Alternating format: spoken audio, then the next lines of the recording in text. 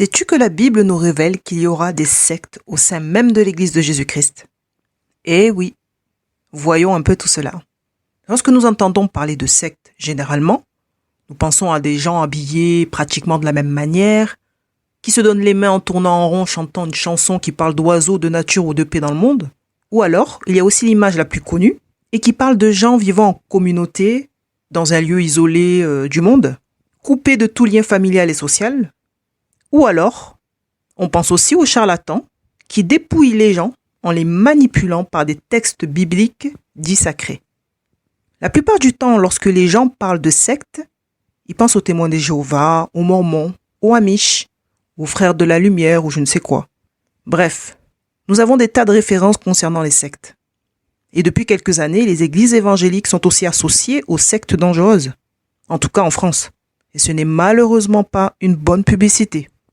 Dans la Bible, le mot secte en grec, c'est le mot aérésis, généralement traduit par secte ou parti.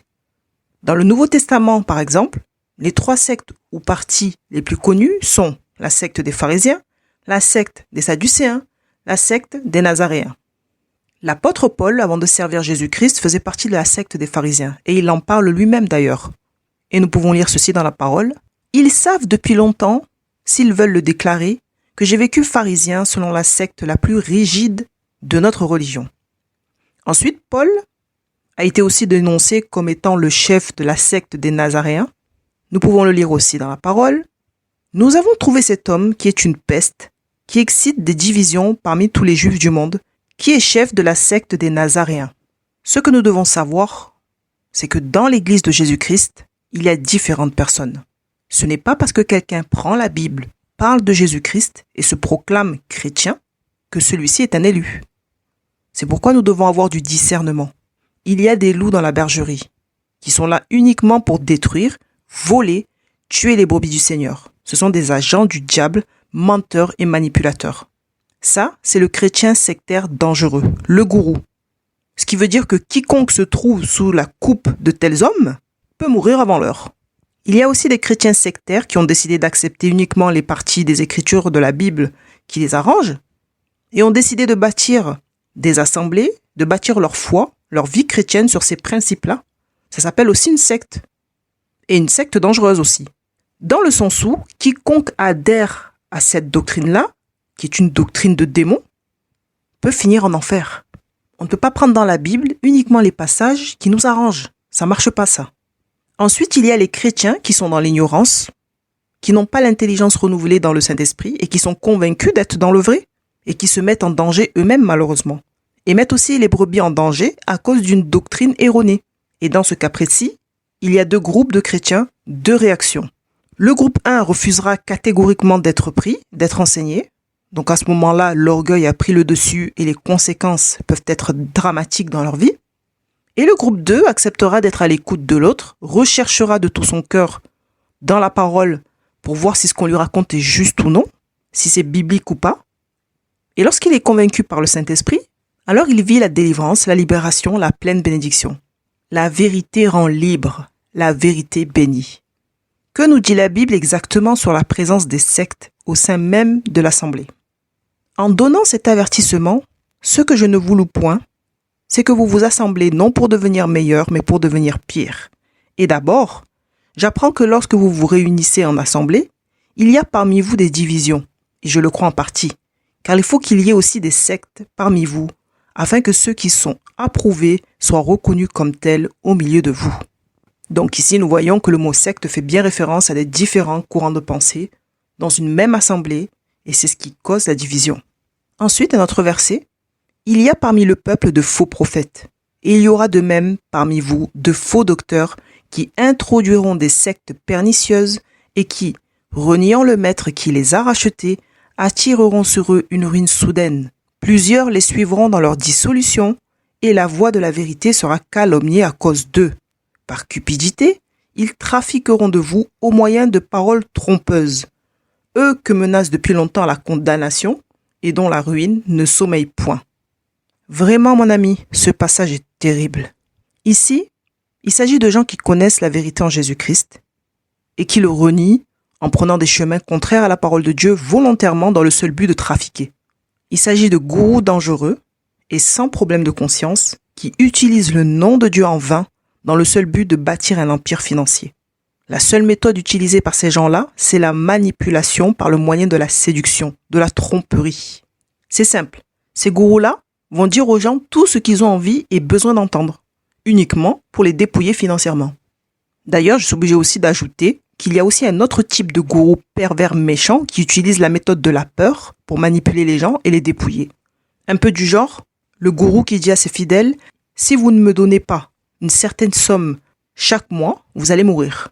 Ou alors vous serez maudit. » Et ce sont ces mêmes gourous-là qui font payer des consultations de 5-10 minutes avec eux, 300 €, 400 €, 500 €, sous prétexte que l'entretien de 5 minutes ou 10 minutes donnera au client une certaine puissance, du pouvoir, du succès dans ses entreprises.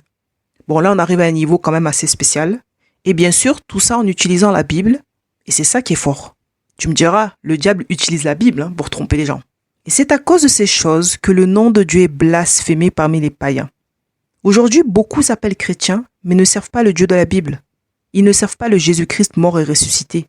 Ils utilisent le titre pour s'enrichir et tromper les plus faibles premièrement. Et lorsque les gens sont trompés à ce point-là, c'est qu'ils ne lisent pas la Bible. Ils n'ont pas d'intimité avec le Seigneur.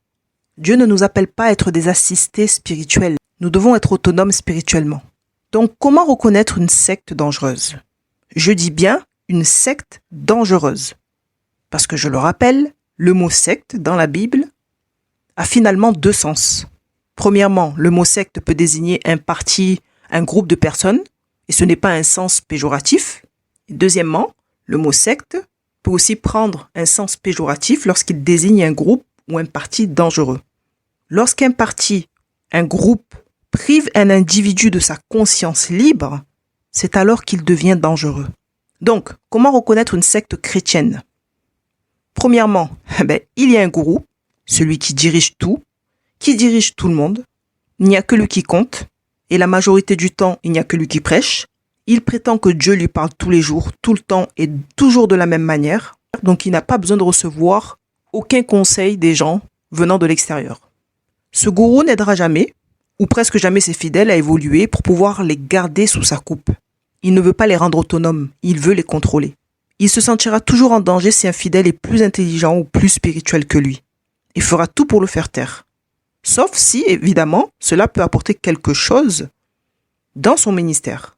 Le gourou, c'est celui qui interdit aux gens d'exercer, non pas par rapport à un manque de formation ou au temps de Dieu, mais celui-ci interdit aux fidèles d'exercer parce qu'il a peur que quelqu'un lui vole son poste qu'il adore. Il adore sa place, il adore sa position spirituelle, et il ne cédera sa place à personne. Un gourou est un idolâtre. Il s'adore lui-même et il aime que les gens l'adorent. C'est d'ailleurs ce qu'il recherche constamment. Le gourou est incapable d'aimer ses fidèles. Il joue un rôle. Il manipule pour les garder. Il leur dit ce qu'ils ont besoin d'entendre. Le gourou est celui qui abuse de son autorité pour toute chose. Il fait travailler à l'excès les gens qui sont près de lui dans l'église. Il place n'importe qui en tant que responsable dans l'église. C'est simple. Le gourou ne travaille pas avec les gens parce que c'est le Saint-Esprit qui lui a dit. Il travaille avec des gens qu'il adore, qui font tout pour lui plaire.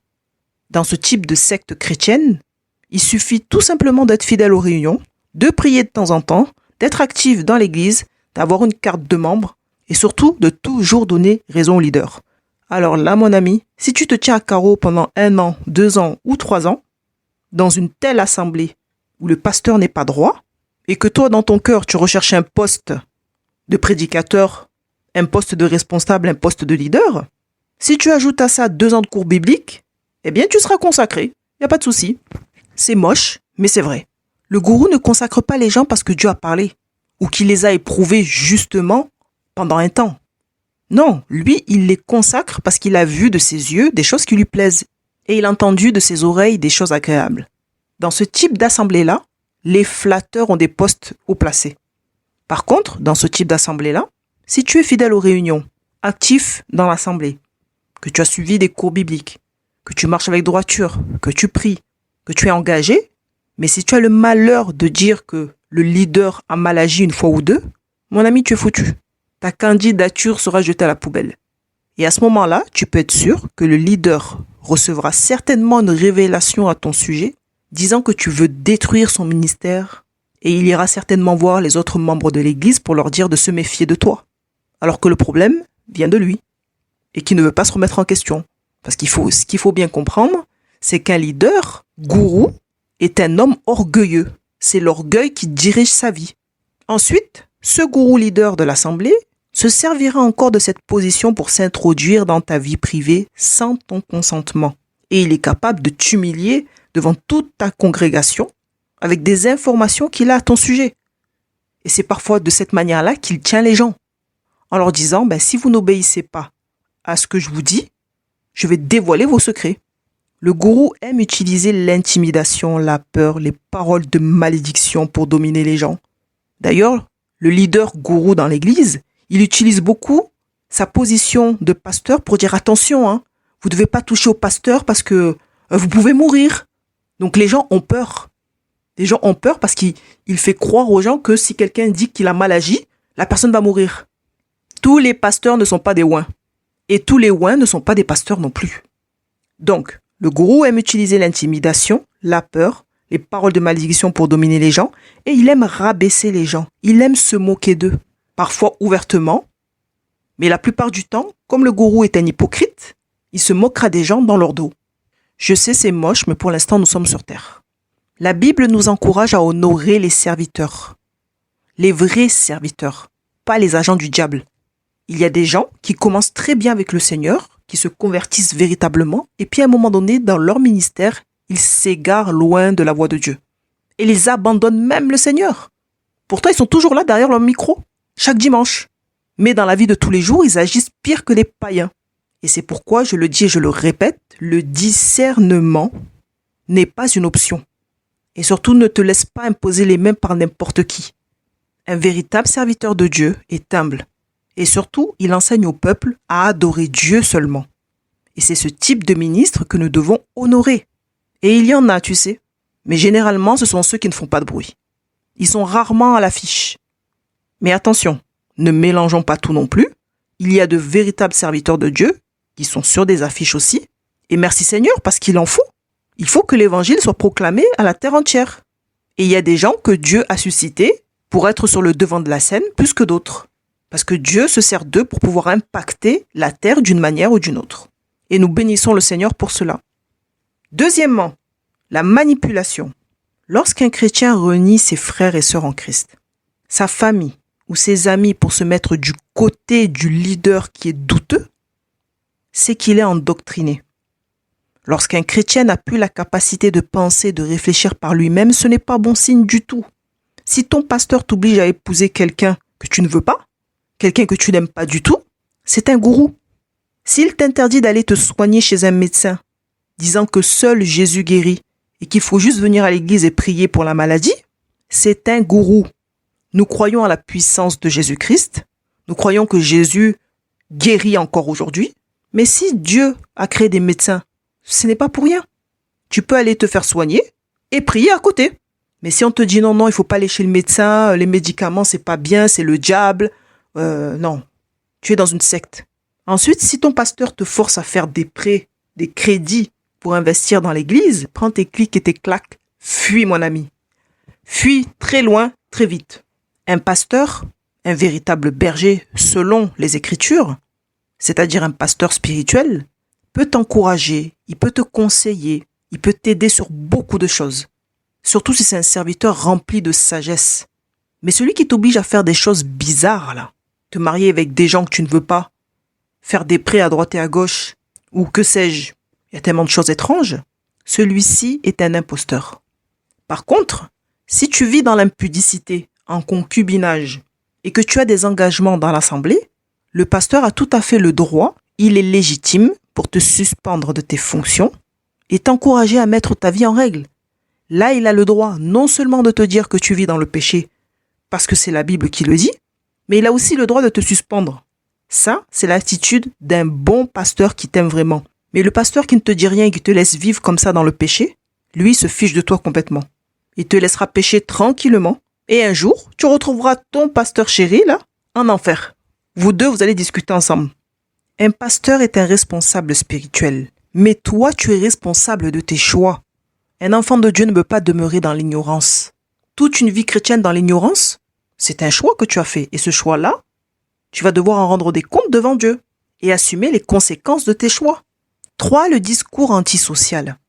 La Bible nous dit que nous sommes dans ce monde, mais nous ne sommes pas de ce monde, puisque nous sommes des créatures nouvelles en Jésus-Christ, création issue du royaume de Dieu.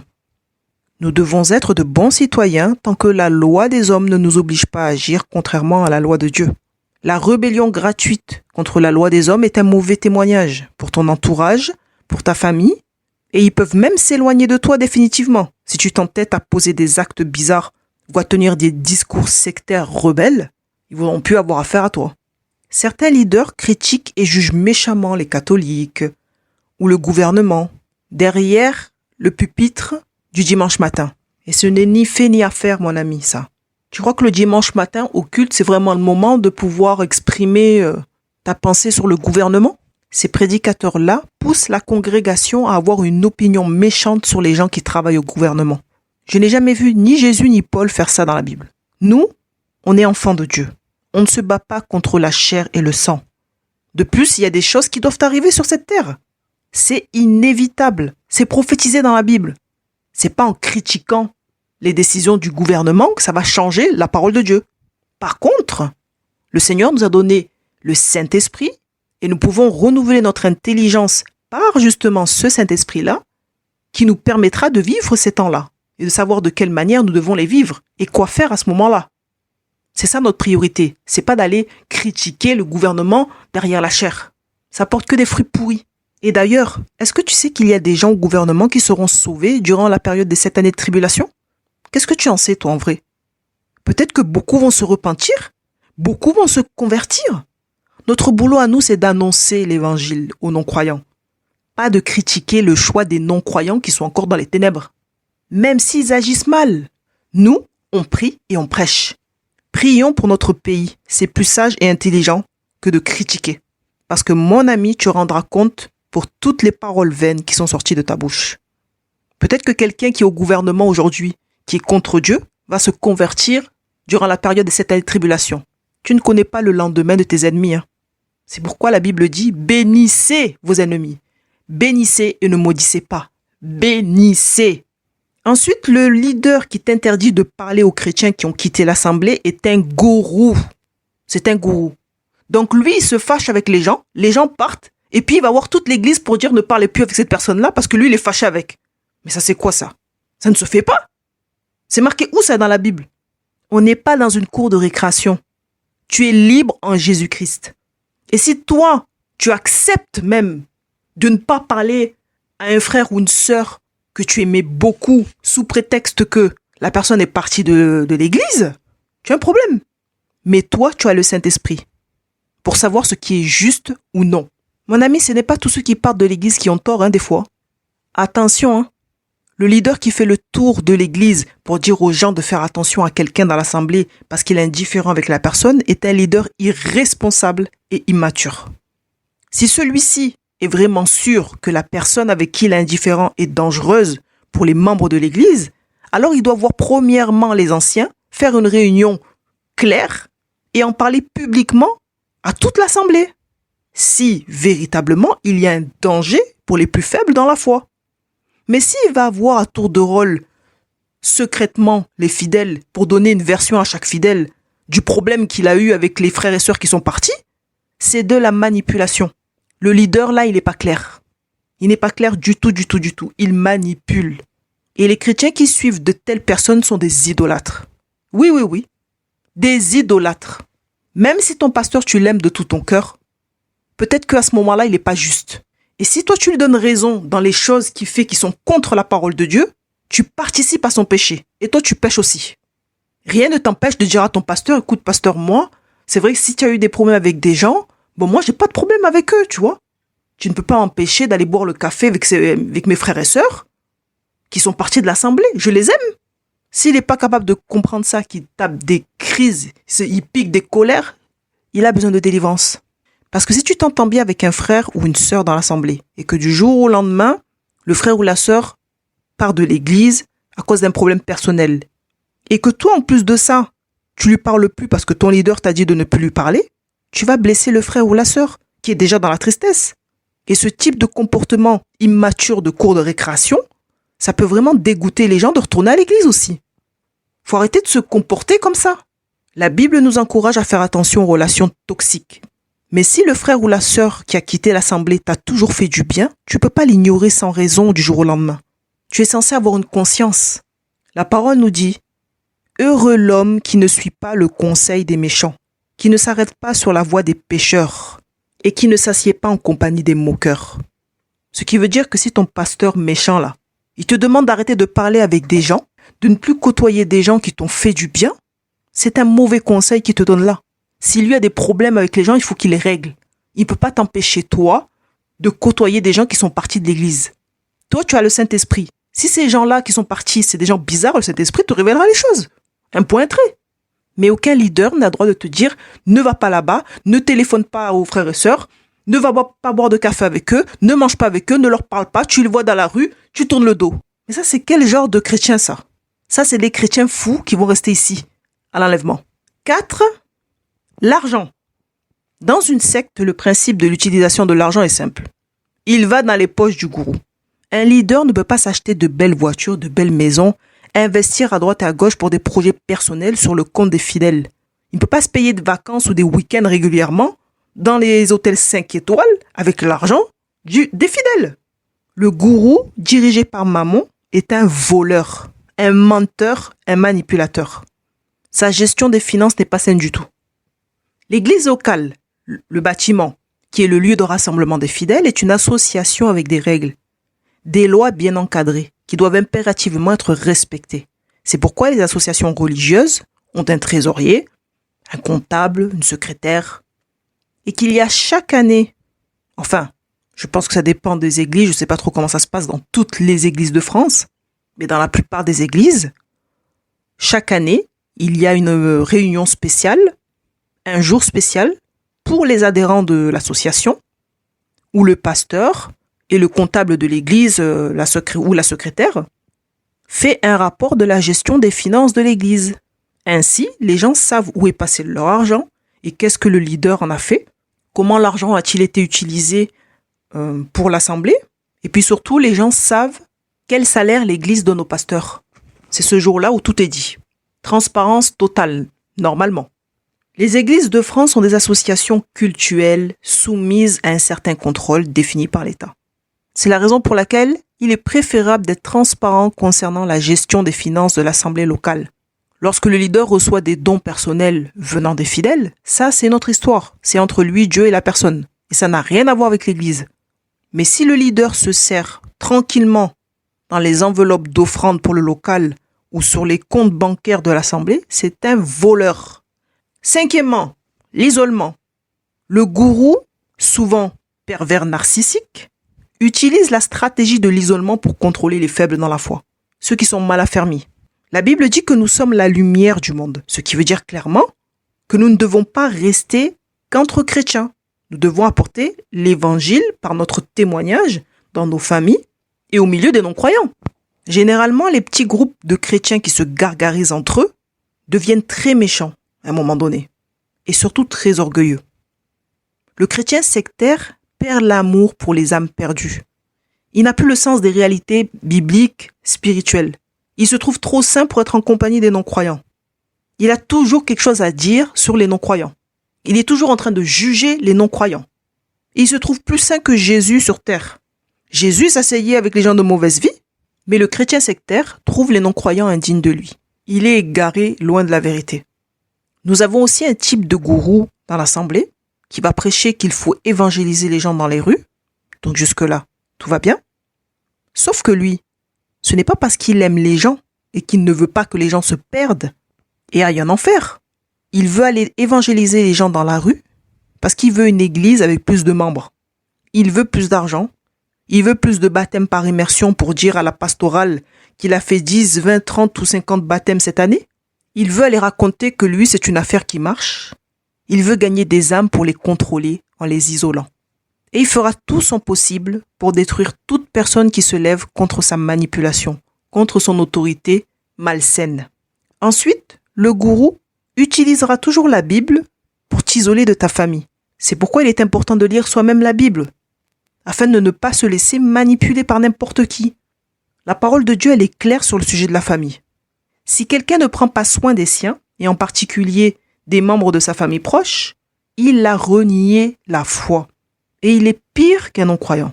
Mon ami, te couper de ta propre famille sans raison valable, c'est-à-dire que si ta famille t'a toujours fait du bien et que tu n'as jamais été en danger avec eux, et que du jour au lendemain tu les ignores parce que ton pasteur t'a dit de ne plus leur parler, sache que tu es dans une secte et que ton pasteur est un gourou. Et surtout, tu es dans le péché puisque tu désobéis directement à la parole de Dieu. Et c'est un très mauvais témoignage. Même si ta famille se moque de ta foi ou ne veut pas encore accepter Jésus-Christ comme Sauveur et Seigneur, tu as le devoir de prendre soin d'eux.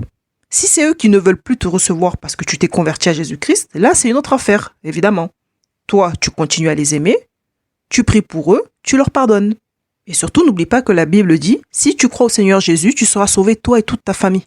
Après, si la compagnie de ta famille ou de tes amis t'amène constamment dans tes anciens péchés, tu as aussi le droit de mettre de la distance entre eux et toi, le temps que tu sois transformé, délivré et surtout affermi dans la foi.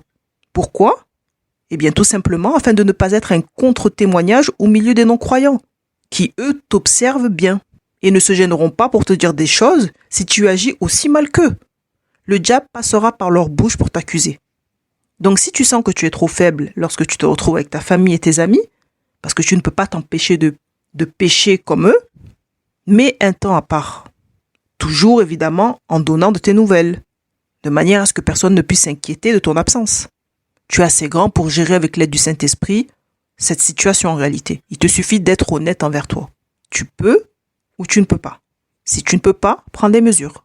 Donc voilà, à part ce genre de situation délicate où c'est à toi de prendre la décision qui convient, un leader n'a pas le droit de t'interdire de voir ta famille, tes proches.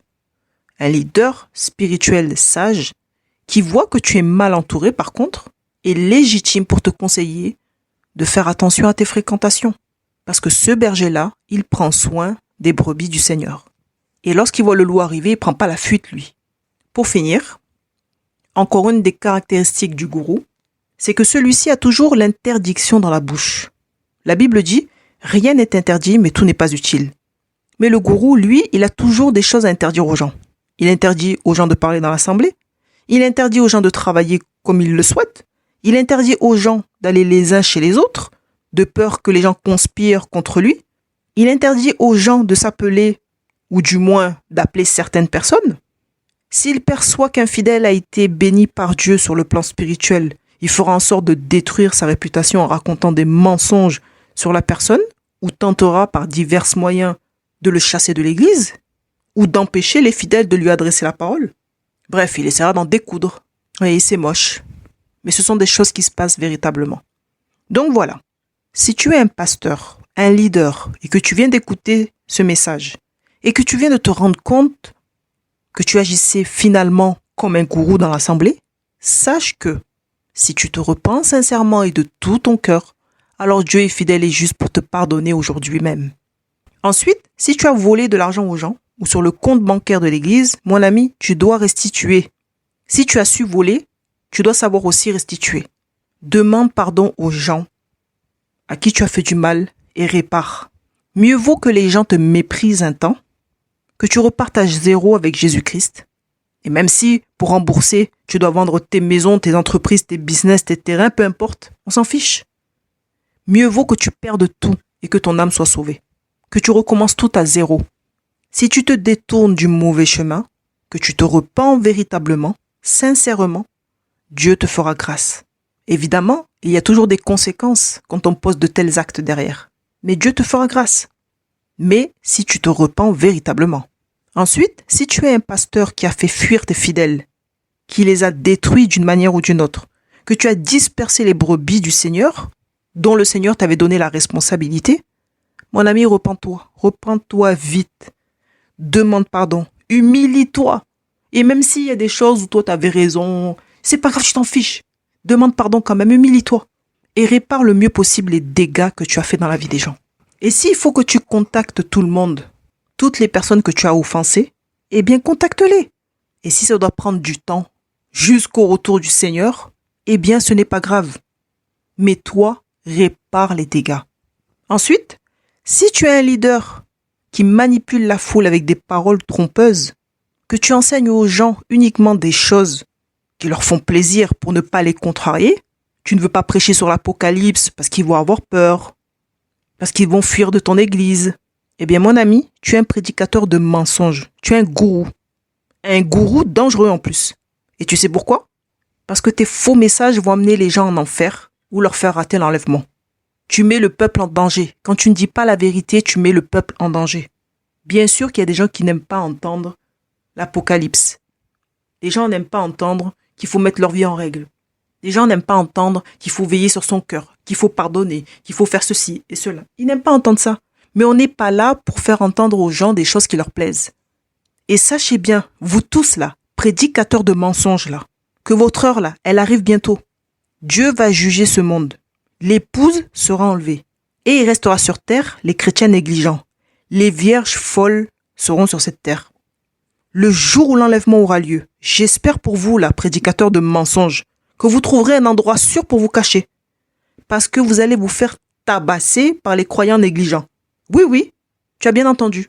Les prédicateurs de mensonges vont se faire tabasser proprement par les croyants négligents, qui vont vous accuser publiquement de les avoir trompés. En ce jour-là, ils vous diront, mais pourquoi vous nous avez caché la vérité, pasteur? Pourquoi vous n'avez pas insisté? Pourquoi vous avez fait une chose pareille? Pourquoi vous nous avez fait ça? Les chrétiens négligents, les plus violents et méchants, avant de se repentir, vont vous trouver chez vous. Ils entreront de force dans vos maisons. Et en ces jours-là, vous avez intérêt de mettre à l'abri femmes et enfants s'ils n'ont pas été enlevés eux aussi. Mettez-les à l'abri et cachez-vous vous aussi, parce que la colère de certaines vierges folles va causer des dégâts non voulus. Ce qui veut dire que ces vierges folles, violentes et méchantes, aveuglées par la colère, vont premièrement chercher à trouver des coupables à cause de leur situation. Et évidemment, les coupables seront les prédicateurs de malheur, les prédicateurs menteurs, les prédicateurs négligents, qui ont fait des compromis dans le ministère dans le seul but de ne pas contrarier, de ne pas effrayer les fidèles. Lorsqu'un prédicateur ne prêche pas dans la vérité, les gens ne changent pas. Ils ne changent pas de vie. Mais si le prédicateur dit la vérité et que les gens ne veulent pas se repentir, qui ne veulent pas mettre leur vie en règle, ce n'est pas le problème du prédicateur. Sa part à lui, c'est d'obéir au Seigneur. Donc, aveuglés par la colère, ces vierges folles, violentes et méchantes vont pénétrer chez ces prédicateurs de mensonges pour leur demander des comptes. Mais à cause de la foule de personnes en colère, certains ne feront même pas attention aux enfants des prédicateurs qui seront là dans la maison. Ils ne feront même pas attention à leurs épouses. Ils vont bousculer, peut-être même piétiner leur famille. Ça va très mal se passer cette histoire. Sans compter que certains pasteurs se feront tabasser proprement, lyncher sur la place publique. Oui, c'est comme ça que ça va se passer. Ça va être la première réaction des vierges folles, violentes et méchantes. Je précise bien ça parce qu'évidemment, je ne parle pas de toutes les vierges folles, mais uniquement des vierges folles, violentes et méchantes. Toutes les vierges folles n'auront pas été enlevées à cause de leur négligence à la parole de Dieu. Mais toutes les vierges folles n'auront pas la même marche avec le Seigneur. L'un ne sera pas enlevé parce qu'il aura refusé de pardonner toute sa vie chrétienne aux gens. L'autre ne sera pas enlevé parce que c'était un chrétien menteur. L'autre ne sera pas enlevé parce que c'est un chrétien orgueilleux. L'autre ne sera pas enlevé parce que c'est un chrétien ceci, un chrétien cela. Tout le monde n'est pas chrétien violent et méchant. Là, je parle d'une catégorie de personnes. Dans les chrétiens négligents, il y a des chrétiens gentils et non violents aussi. Mais Dieu ne cherche pas des gens gentils en vrai, mais des gens obéissants, soumis à sa sainte parole.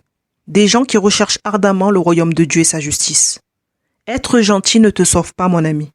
Ça ne sauve pas les gens non plus. Et ça ne te donne pas une place réservée pour l'enlèvement des croyants.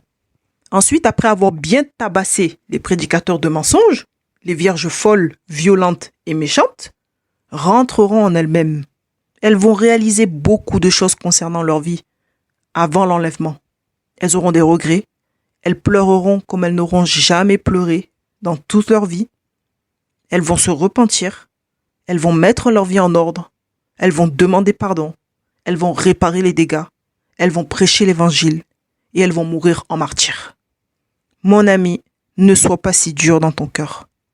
Mets ta vie en règle dès aujourd'hui.